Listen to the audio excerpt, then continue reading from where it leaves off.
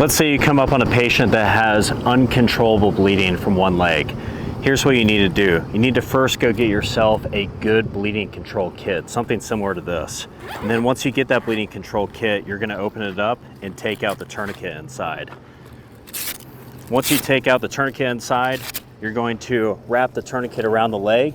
And what you wanna do is you wanna place the tourniquet high and tight on the patient. So once you place it high and tight on the patient, you're going to take the strap, put it back down on itself, and then you're going to turn the windlass until it can't turn anymore. Once you've turned the windlass until you can't turn anymore, you're going to then take out a Sharpie and write the time on it. After you've controlled bleeding, you're going to take out your trauma shears that look just like this. They look like a pair of scissors. Now, once you've got your trauma shears in hand, what you want to do is you want to then move and cut the pants off of your patient and expose the wound.